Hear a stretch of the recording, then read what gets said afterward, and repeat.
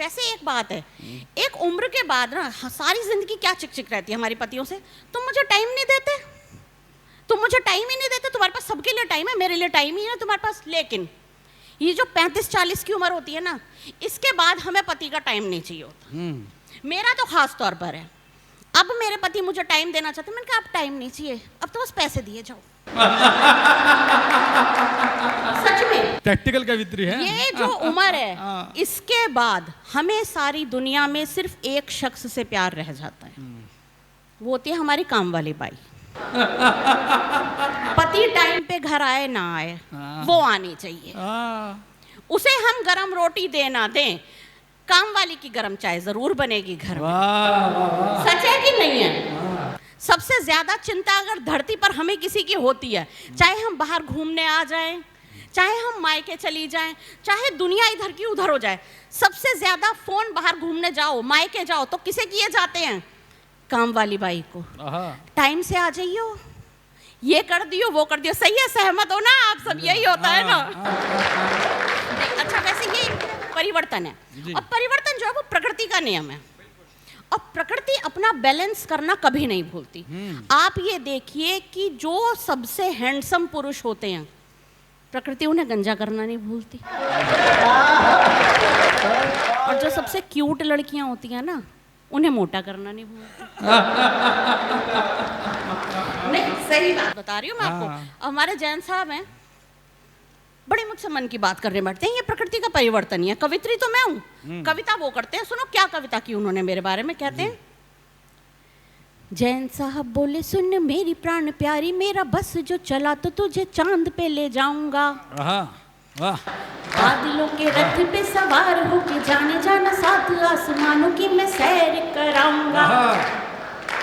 परियों के जैसी पोशाक दिलवाऊंगा, मैं लहंगे में लाख सितारे जड़वाऊंगा।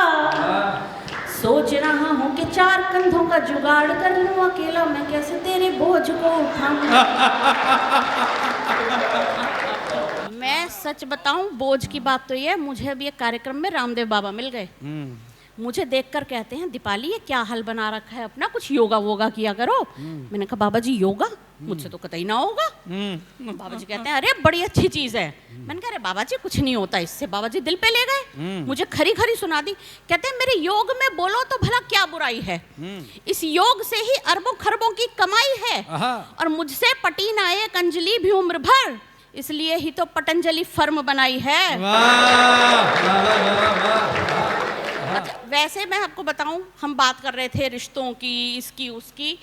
हम जो बनिए लोग होते हैं खासतौर पर, वैसे तो हमारे हिंदुस्तान में सारे परिवारों में रिश्तेदारी जोड़ने का बड़ा शौक होता है। भाई का दोस्त घर आया नहीं कि भैया आया, आंख बंद करके भैया बनवा देते हैं। भैया के लिए चाय लिया, भैया के लिए पानी लिया। मैं आपको सच्ची बात बता रही हूँ, इस चक्कर में मैं खुद अपने पति को 8 साल तक भाई कह के बुलाती रही।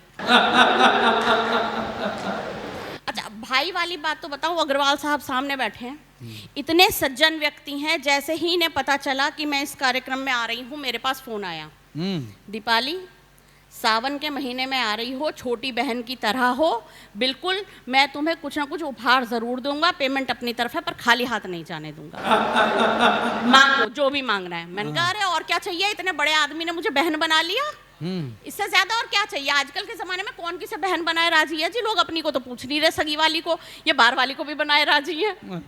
मैंने कहा कुछ नहीं, आपने कह दिया ये पीछे पड़ गए। कहते नहीं मैं बहुत बड़ा हूं तुमसे, मैंने कहा है कुछ मांगो तो मांगना पड़ेगा। मैंने एक छोटी सी चीज मांगी इनसे, सोना चांदी मांगू ना, हीरो का हार मांगू, सच कह रही हूँ भैया ना कोई कार मांगू, हिस्सेदारी में केवल आधा व्यापार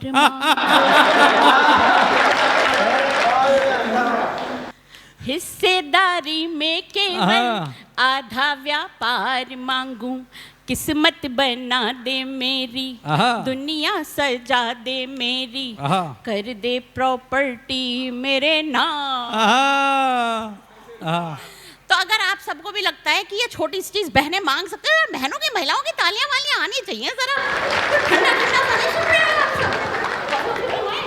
ये आपके दिमाग की बात है, हाँ। जाने कैसे कौन लाई है, प्रॉपर्टी में इतना भी हिस्सा नहीं मिलेगा। भाभी जी साथ आई हैं। ये बिल्कुल सही बात कह दी आपने। मैं इसीलिए, आप समझे नहीं स्ट्रेटेजी, मैं इतनी देर से शुरू से भाभी जी की तो तारीफ करने में लगी पड़ी थी कि पहले भाभीियों को ही पटाना पड़ता है, भाई तो फिर अपने आप कब्जे में आ जाते हैं। अच्छा, वैसे कुछ दिनों पहले एक मिसेस पिक्चर आई थी जी, देखी होगी आप सबने भी। किस किस ने देखी है जरा बताएंगे मुझे? एक मिसेस पिक्चर आई थी, कुछ लोगों ने देखी आपने से। उस पिक्चर में बड़ी एक महिला की दयनीय स्थिति दिखाई गई। बड़ा उसको अपने घर का काम करना पड़ रहा है, ये करना पड़ रहा है, कभी बिरयानी बना रही है, कभी सिलपट्टे पे चटनी पीस रही है, बड़ी दुर्गति। और एक दिन वो इतनी फ्रस्ट्रेटेड हो जाती है कि वो सिंक की लीकेज का पानी उठा करके अपने पति के मुंह पर देके मार देती है। हाँ। मैंने भी ये पिक्चर देखी अपने पति के साथ बैठ के, या ये कहो कि मैंने उन्हें जबरदस्ती दिखवाई। मैंने देखने के बाद उनसे कहा, मैंने कहा ये पिक्चर देख के आपने कुछ सीखा? कहते हैं हाँ। मैंने कहा क्या सीखा? बोले यही कि सिंक में लीकेज नहीं होनी चाहिए। अच्छा, मैं सही बताऊं, गुलाब जामुन मुझे तो ये समझ ही नहीं आता कि ऐसी पिक्चर बनाई क्यों जाती है। अच्छी खासी जिंदगी चल रही थी, 22 साल शादी को हो गया, सब कुछ बढ़िया। जिस दिन से इस पिक्चर का ट्रेलर आया 3 बार राड़ हो गई हम दोनों के बीच में। मुझे ऐसा लग रहा है मैं ही दुनिया की सबसे दुखियारी औरत हूँ। मैं अपने पति से लड़ने बैठ गई। मैं, तुमने भी मुझसे सिलबट्टे पे बहुत चटनियां पिसवाई हैं। वो 2 मिनट चुप रहे, बोले हमारे घर में तो सिलबट्टा ही नहीं है। मैं फिर जरा जोश में आई, मैंने कहा तुमने भी मुझसे बहुत बिरयानियां बनवाई हैं। फिर 2 मिनट चुप रहे, बोले हम तो जैन हैं, हमारे यहाँ तो बिरयानी बनती ही नहीं है। फिर मुझे अपनी दयनीयता का एहसास हुआ। मैंने कहा बताइए ये आदमी इतना खराब है, ये मुझे लड़ने का मौका भी नहीं दे रहा। हम औरत की हालत देखो। अच्छा, हमारे सेहत की बात हो रही थी, कभी मुझे बुलडोजर कह रहे थे, कभी कुछ कह रहे थे। मैं बताऊं, सेहत के अपने अलग ही फायदे हैं। हम जो सेहतमंद औरतें लड़कियां होती हैं, अजी हमसे तो मिठाइयाँ भी बातें करती हैं। मैं सच बता रही हूँ आपको, बिल्कुल सच्ची बात। अभी कल मैंने फ्रिज खोल के गुलाब जामुन निकाला, अभी मेरे हाथ में गुलाब जामुन है।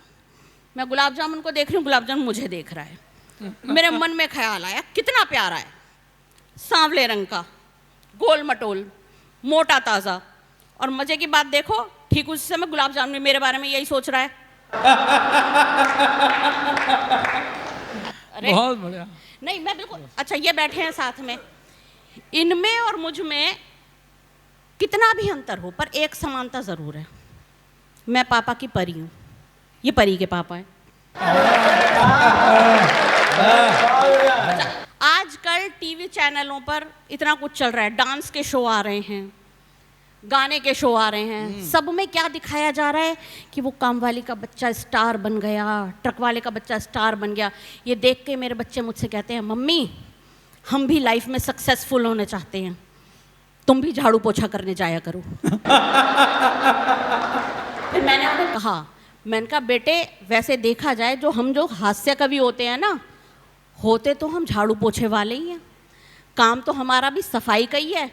फ़र्क सिर्फ इतना है हम आदमी की ज़िंदगी से उसके दुख दर्द और टेंशन का सफाया किया। भाई वाह। और टेंशन की स्थिति तो ये आदमी बैठा है, दुनिया का सबसे ज़्यादा परेशान आदमी।